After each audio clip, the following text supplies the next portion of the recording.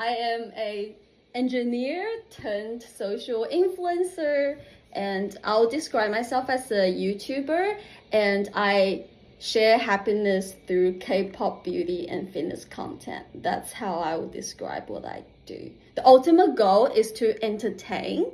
Like, I wouldn't really say I'm a beauty fitness guru, because ultimately I want to share positivity, but through sharing my learnings through K-pop public dance and aging as Asian and being in my 30s. Oh yeah, like probably because I came from a customer experience background, and so first I was designing the Service New South Wales apps, and then which is like a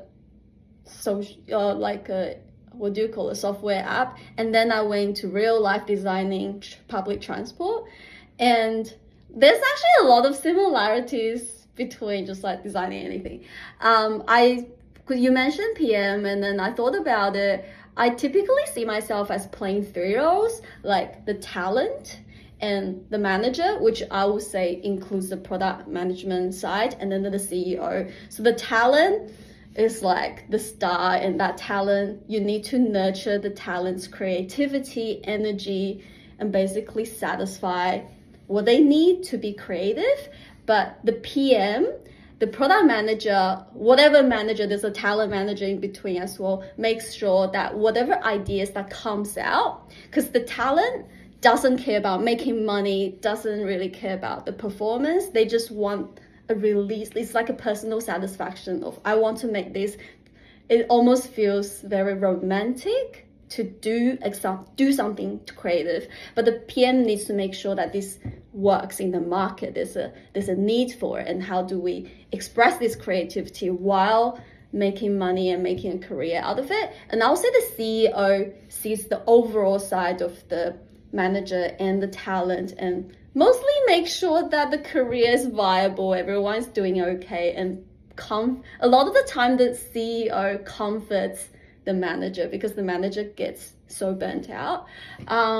It's a one-person team, and ChatGPT is my analyst, thank God. Like, I used to play the analyst god, now ChatGPT is doing this fine. So it's implemented in my daily schedules, and it's kind of just practicing switching on and off parts of your brain. So when I wake up, I just like make sure you do your like routine. I just came from tennis and then exercise, and that's when I make sure I'm not playing any of the roles. I'm just a human being, a work-life balance. And then when I'm filming, I just make sure that I enjoy in the moment, don't think about performance, just release that energy.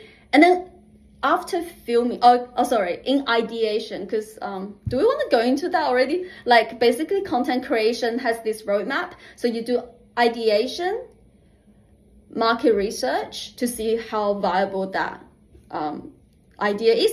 If the idea is good, then we continue polishing, designing it. So that's all that's a co-work between a talent and a manager.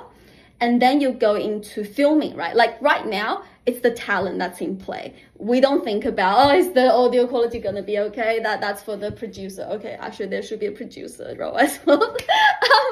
And then after this, right, then the manager comes in and be like, okay, let's edit it. Sorry, there's an editor as well. There's too many roles. And then the editor thinks about, well, how do we storytell this? And then when we publish, then everyone leaves, and kind of the CEO comes in and be like, how's the performance? What can we learn from this? The CEO and the analyst. And then it's a whole loop of improving the next video. What should we do more of? What should we do less of? And that's my team, which is just me. I studied engineering and science, specifically renewable energy, because I just want to make the world a better place, which still serves. Exactly, like I actually see social media as public service as well, because the audience is, in both cases, are very diverse. Like you're like putting something into the public, and I guess like becoming a star is always something. It was my dream, basically. I always wanted to be a celebrity. And I've always, like when I was young, I remember sort of singing and dancing, and the thrill, like all the performers would say the same thing, like the thrill of being on stage. There's nothing that can really compare with that. It's something that like ignites you. Like when you do it, you feel very in the moment, you feel you belong, and you feel alive. Yeah, it's that feeling. When I was working, I was still dancing, and those moments are still the moments I feel alive, but I never really thought of making it anything more serious, because wanting to be famous, like who doesn't want to be famous? It's and then it's not till me and Charlotte were doing podcasting, and I think by actually publishing something, getting closer to the creative world and going to Disney audition, like I started trying more things that's creative, instead of rejecting my passion and calling it something childish. I discovered that maybe it's not that shallow. I don't actually care about being that famous, because the moment of doing it is all that matters to me. That's what gives my life meaning. And because before I thought it's more meaningful to create public service that's useful to the world. It's so easy to justify for that. Like, I'm creating something. It's so important. It's like so much funding, so good. But then I feel it in my heart, but it doesn't feel as real. Anyway, so when I was doing this creative stuff, I felt happy, and then there was COVID, we were bored, and then I started doing more of those creative stuff, and then I was like, oh, and the more you do it, I think it just kind of leads you that way. I was like, oh, what if I just try? And then yeah. I'm pretty sure I have like a video of me crying at like a very early stage of this career transition. I think I was still in career break because I couldn't give up that public servant safety net, and I just quit my job. I thought I took like a unpaid leave, and I thought nothing serious. I'm just playing. I can just take some days off, but actually, I was taking this really seriously. I put a lot of pressure onto myself to make it work, because you took a big step and you better make something out of it. And because of my personality, I'm a very lively, outgoing person, and I've always really enjoyed public speaking, being in front of the camera. So I've always assumed this burst of energy is very natural to me. It would just come. It would just happen. Like when I assumed, when I quit my job, when I put the camera in front of me, I'll just become famous like the next day. I just thought, who wouldn't want to follow me, right? But then when it actually happened, like I can't. Like you guys probably understand. Like people in front of the camera, it's really awkward in front of the camera. and then the energy did not come, the ideation did not come, and I try, I was even using like a professional camera, took that camera out. I was doing some like emotional health videos about how to be more productive and stuff like that, and it was scripted. I had a script out, and I tried to write some jokes to make it funny, but when I take my script, take my camera out, and then start filming it, I don't feel it. I don't like what I filmed.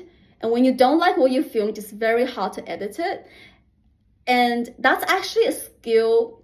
It's actually because I didn't understand that everyone else feels awkward. And it's very natural to feel this way. And everything needs to be done in post-production. When you're filming it, it's just, you know. And then I had a different expectation because I wasn't educated about how this works and have no experience. And I was like crying, like in the video, I was like crying, like, I thought it would just happen. Like maybe I'm just not that talented, you know, like everything I thought I am. Like because I was thinking, this is what God made me to do, you know, like I was like, because this is something that I always knew that I want to do, something that's like innate to me since I was born. I was like, oh, God, do not. Like, I was like, maybe I'm not that talented. Maybe I'm like, you know, as Asians, we're gonna just keep pushing. No, I think there's like an Asian part where you just wanna ace it. You want to do something well, and then I pushed it. I started with there's enough advice on TikTok, basically people saying, you know, at first you're just gonna like you're just gonna film it and publish it and practice and not think about the quality. It's quantity over quality. So I think I made TikTok every day for at least a few months. Yeah, and then there will be feedback, from that. It's something I'm still struggling, and it's still, I think, in a way inhibiting my creativity, because I don't think my family really likes what I do, but they neither supportive nor, you know, they just don't acknowledge it. Like when I talk about it, there's like silence, and then we change the topic to something else, like this doesn't kind of exist, sort of thing. Or they wouldn't like actively engage it. Okay, it's not that bad. They will like maybe say a little bit, but it's not like a topic they will like delve into. I don't feel they're that interested in my journey as an influencer, and they probably think it's childish and kind of like going nowhere. And then it's something that's still one of the, mentally, it's like I wish that part I can unlock it and accept it, and I feel it can do. So that's where my family, but they don't really stop me from doing anything, so I can actually just do whatever I want. But I'm a people pleaser, so in a way, I guess when I create, I still think about, or like, for example, if I make family vlogs, it's like a no-go zone kind of for me, because I can't really do those things. Yeah. With the family stuff, I feel like if you can't even overcome what your family think about you, like how you gonna do this? Right? Because there's like way more harsh opinions out there about what you do if you want to become a founder, or like create anything in the world. So I feel that's a nice little test. Better coming from your family first before coming from strangers. Yeah, a place of concern. I'll start with what Kiev asked before. He asked like, how do you know it's working? So I was posting TikTok every day for like months. It was my morning routine because I go out for a walk every day. I decided, you know what, I'm gonna stop forcing myself to create. And then that's a skill transition, because as an engineer and as a person who's used to office work, you're used to working is like an effort, but creating should be something that's quite smooth.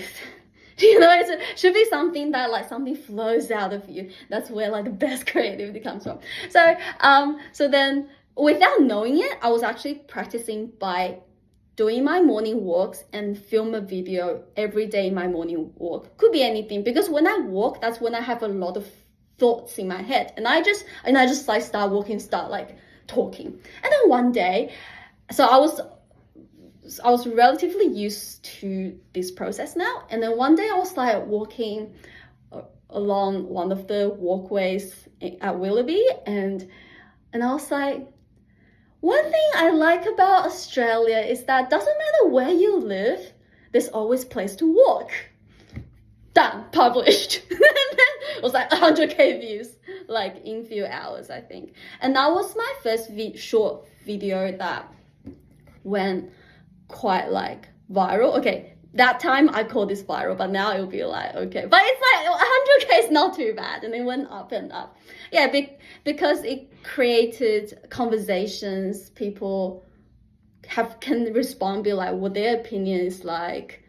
I forgot, but basically it became kind of political. It was like, because I mentioned Australia, right? And then some people say that's like everywhere, okay? And then other people think, oh, that's a really privilege. Like where I live, there's no place to walk. And right, like, cause then it started a debate, and then because that went successful, and then I did a little analysis on like, okay, why did this work? First of all, it was coming from a place of very genuine opinion, because the whole footage is very amateur. That's what works on TikTok. If you put something too professional, kind of, no, people think it's too fake.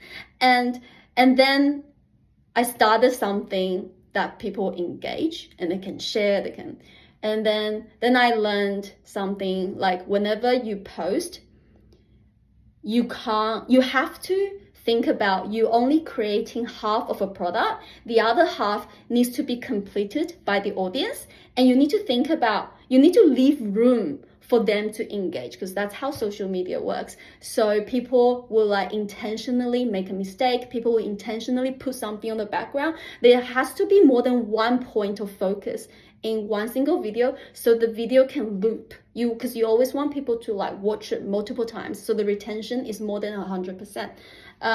So these are sort of the things I slowly learned by having like viral videos, and then you analyze it, and now that's the formula. At first, I approached social media exactly like kind of a business, as everything I learned in school. Like I have this like template, writing down vision, mission, value, audience, pain point, blah, blah, blah. And then that's why initially my YouTube is around emotional health, because I went to therapy for years, and this is like the things I want to share about, and I really want to help people feeling like better, happier. And I did that whole thing, business plan, have a whole plan of who my audience is. Did not work. Okay. So I never do those things ever again. Like, okay, you can do them and they don't work. No, they work sometimes, but in my case, at first, because I have no idea about social media, like, if you want to start social media and becoming an influencer today, just post, constant posting, and then find out who you attract. You need to first find out what you are good at making. What products can you actually make and you're happy making forever? And then see who you attract. And then you start filtering. And so emotional stuff, emotional health did not work for me. And then one day because I watched K-pop, and then I watched the K-pop dance singing stage, and I was so excited about this, like actually things I really want to share. Like I really want to tell people about how good this is. And I filmed a reaction video of how I'm just feel like, oh my god, guys, look at that tiny detail. You see that? Okay. And then that went pretty well. So before my my mental health stuff only have like maybe 10 views, and that one got like 100 views like very quickly. And so as that feedback loop basically made me keep going on to the reaction path, and then very quickly I attracted obviously K-pop lovers, and because I want to make content that's more profitable, so I started doing like Korean dating show reactions, because I like Korean dating shows. I watch them personally, and I see there's a market gap of there are not many people who niche is just Korean dating shows and bitching about people, okay? So I was like, yeah, sure, I can bitch about people. So from mental health to bitching people, that's where social media media pushed me to do. And then I went, and I was really successful. I'm like the best reactor for Singles Inferno, one of the top dating shows on Netflix, and also Physical 100. I'm very, very proud of these reactions I made, but very slowly, like I gathered an audience. It's very clear. They just like Asians like me who watch these entertainment shows. But I found my audience. I do not like them. So I pivoted. That was very hard. That was probably the second hardest thing I had to do. Not that I did not like my audience. It's probably part fault is my product. It's like you attracted the way I talk about people, the way I was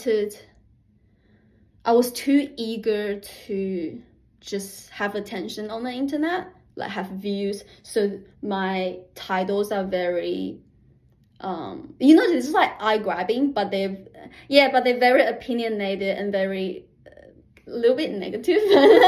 Like, it's like, because people are more attracted to more negative things over positive things. So if you love Blackpink, and if you see like a video of Blackpink are so beautiful, like you'll be like, sure, like you ignore it. And then, but if you say, this is why Lisa is the ugliest member in Blackpink, you like click into it and then like start debating, and that's see how that's benefiting the creator. Yeah.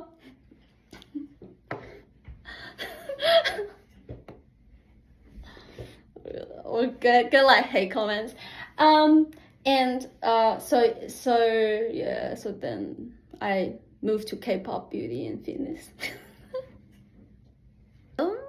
Do I see them as a balance? Sometimes as a balance, but mostly I see them as a harmony diagram. So my process goes, because now I do K-pop, like beauty and fitness, that actually already aligns with my core value, because I know in this space it can be toxic, but I have my own views on this that I swear by, and I believe in the ways I approach this. And because I've been dancing K-pop for 10 years, and my appearance really like changed during this, so I actually have like genuine learnings I can share. So by switching from reactions to this is how I decided this area. And then within here, right, I will always go from like ideation is ideas, like 100 ideas that I would want to do.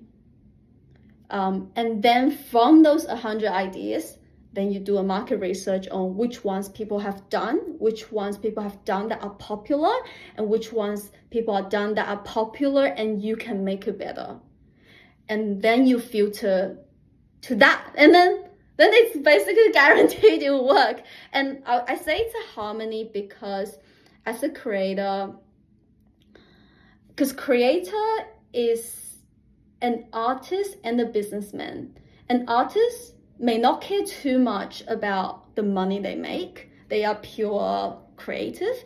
But I think all creators are mini media companies, and making a business out of it is part of the satisfaction. So it's a harmony because I have only when I post things, and if it's popular, then it's energy back to me to create more. I don't know, like, it's too easy to get addicted to social media, to the likes and thumbs ups, subscribe. So during the pivoting moment between reaction to fitness, even after I decided, okay, I'm going to fitness, even after I already made little tests that worked, that says, yes, Tingting, you can go into fitness. People like it because I already had millions of views, just tested in like shorts. But I did not post a video for 3 months because of like pressure to be good and fear of disappointing existing subscribers. Like my biggest fear already came true, still happening, but it doesn't bother me as much, is people coming and be like, why are you doing this? Where's my reaction? Like, can you please react to this? You can still see those comments like under some of my current videos. And then because I already built a small YouTube channel that has got a niche, and changing that is disappointing. It's like you're going to, I always think about my videos as cereals on a supermarket shelf. It's similar. If you go to Coles, that's YouTube, right? And you've got different types of products, that's your categories. And then you want to stand out, your thumbnails is the branding. You want to stand out from all the different type of cereals. So it's like people always come to this shelf for your cereal, and one day you sell chocolate. What a betrayal. I specifically went to my ChatGPT history and looked at what I did. All right. Title ideation and optimization, and optimizing a script. I think that's I think these top two are very common ones. I don't use ChatGPT for thumbnails yet. I don't think they are that good at thumbnailing yet. Okay, how much should I charge for an ad? That's so good. And I actually use ChatGPT for quite a bit of emotional support. Like, I actually asked ChatGPT to pretend to be a podcast interviewer and then to interview me about my career journey, like just now, because it can help you have a third person. It's kind of a tool for reflection, because when you speak about your journey, then you can reflect and visualize and know sort of where you want to head to. It's when I'm lost, I'll talk to ChatGPT about it. So as I mentioned, I asked ChatGPT to give my channel performance analysis and give me suggestions. I think that really helped. Like, it's like, I think the whole K-pop fitness thing was partly ChatGPT, partly YouTube AI, because YouTube back end would talk to creators and it will give you like suggestions on these are the gaps in the search terms, and this is what your audience is searching, this is the gap, how about you do this? And then currently on YouTube, they're improving their AI features, so you can like click a video that you have and then ask the YouTube AI to give you suggestions of what are some of the similar videos I can make, and it will give you the script, title, opinions, and even thumbnail ideas. I asked ChatGPT how to respond to rude comments. I think that's also like an emotional support, because sometimes people like say things, I'm like kind of like one day, like I posted like a sexy dance video, and then one of the comments says, oh, the next step has to be like, or something like, oh, when are you going to open your OnlyFans account? It bothers me because there's nothing wrong with opening a OnlyFans account. Like, and I was like, it really like bugs me. And then I asked like ChatGPT, how do I respond? But I ended up just like blocking that person. I kind of regret it. Like, I was, yeah, because then I want to try to go find it, and I couldn't find it anymore because I blocked this person. Yeah, that's sort of the things that. Did you know like Meitu? You know those like editing apps to change your, like make your eyes bigger, make you have abs, and like change your skin tone. Those actually use AI because they analyze what's popular on the internet, and then they. Yeah, I do. Oh my god, nothing goes out real for me. You know, like make my face like smaller, smoother, and then like the boobs bigger, waist thinner. It does legs longer. It does everything. But how I call it is, it's called beauty restoration, because I look way more beautiful in real life. I'm just like restoring my beauty for the camera. It's actually very I've got opinions on this. All right. It's actually easy to stay on trend because you just need to keep scrolling. If you scroll enough TikTok, you will know what's trend. Plus, trend these days, everyone's trend will be a little bit different. But there will be super trends that everyone will scroll through. So if you keep scrolling, you will know the trends. But I don't think it makes you sharp because that's the trap I fell into. So when I started social media, I was too eager to be trendy. So yeah, it's easy. It's like I had a phase when I just like open TikTok, because it will show you the trendy sounds, and then you just open filters and then you pop up like these are the most popular filters because the platform want you to participate in trends because engagement is everything. And then I did those things for 1 or 2 years, and then and I realized if you do this, you are more like just serving the platform. Like the audience you build, are they really your audience? Because you're just doing what everybody else is doing, right? I'm sure. And then so I think you should know the trends, you should participate in the trends, but more importantly, you need to know what's your product. What is it that you're serving that's different? So when you follow these trends, you know whether this trend is actually good for you or not. Some trends you don't need to participate. So I would say the most successful influencers have their own unique grounds and they don't get like shifted by the winds. You need to know the winds, but I think it's more important that there's something that's evergreen. For example, I think social media is feeding people emotional needs. Some are knowledge, but I think ChatGPT can replace knowledge. So I think more important than ever, social media influencers need to be human and need to show what computers can't do. Like it's like emotions, life, and in Chinese words it's called 活人感. Means like a live human feeling. You need to give people the feeling that you're alive. And I watched an analysis of this. It's so useful. Okay, so that this girl was like, what's 活人感? Or like, 活人感 is basically, you point a pretty ugly angle of yourself, but it cannot be too ugly. And then you just be like, you need to be like not perfect. Like things just need to be kind of messy. Like maybe like your bed is not made up and you're just like talking like kind of like how you talk to a friend. That's but you know what really inspired me was she said that you need to be like not so pretty but not too ugly, because if you're like too ugly, people don't want to watch. Creatively, I want to become an influencer that brings positivity to the world. It's like overarching views.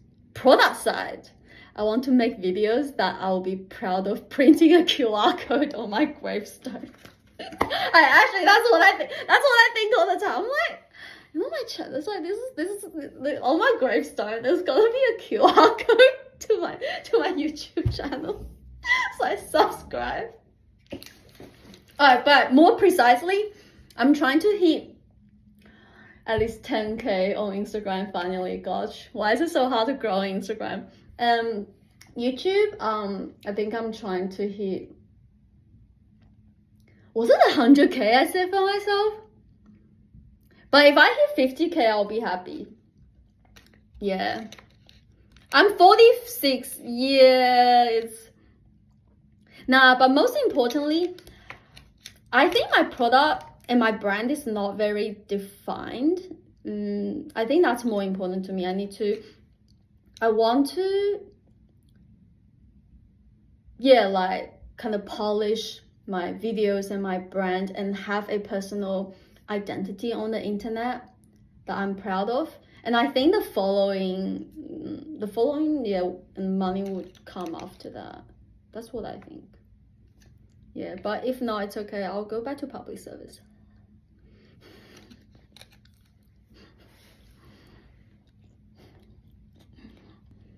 if I ask a young, I'll say, you're doing fine.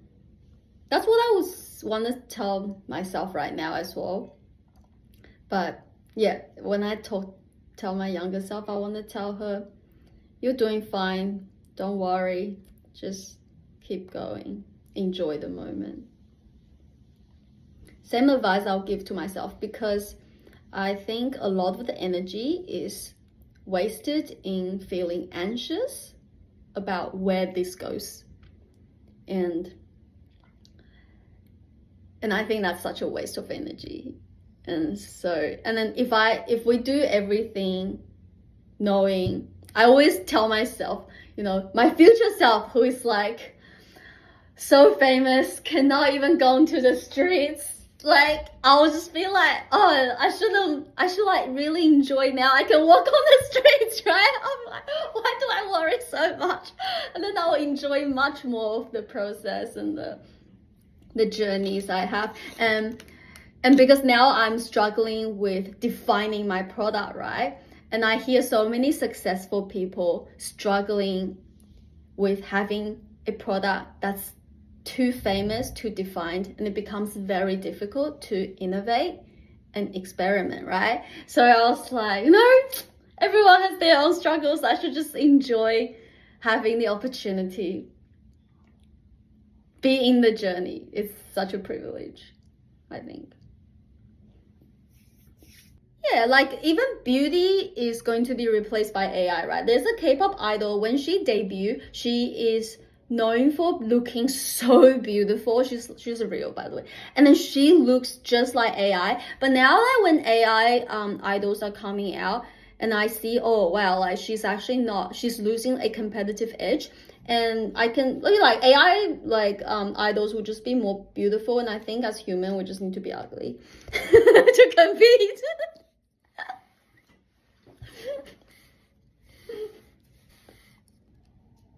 I know, because success usually has a typical formula, but there's so many ways to go wrong. Going wrong is so interesting. So many ways you can make mistakes, and people be like, oh, what mistakes? Ooh, it's... Yeah, like if you guys want to monetize it, you like on your YouTube channel, you put like your normal edited podcast there, and then you put all these full ones behind a paywall, like a membership. Yeah. I just die. Like nobody watches it anyways. Like you have to believe, like when people gonna pay for it, it has to be worth it. But otherwise people don't, like people are not stupid. Nobody pays for anything or watch anything that they don't think is good. Yeah, I was maybe people don't care. Like it's similar to a product, like video is also like the most important thing is like the title and the thumbnail, because just like packaging on the chips, if people are not gonna buy just from looking at the outside, they're not gonna buy. So actually surprisingly, like one thing I learned is when designing a video, decide the title and thumbnail before making the video, because I used to do it reversely. I used to just film it and then think about, okay, what's the title, what's the thumbnail? But then I learned that all the successful YouTubers decide the title and thumbnail first. If the title and thumbnail is not good, there's like they don't bother making the video.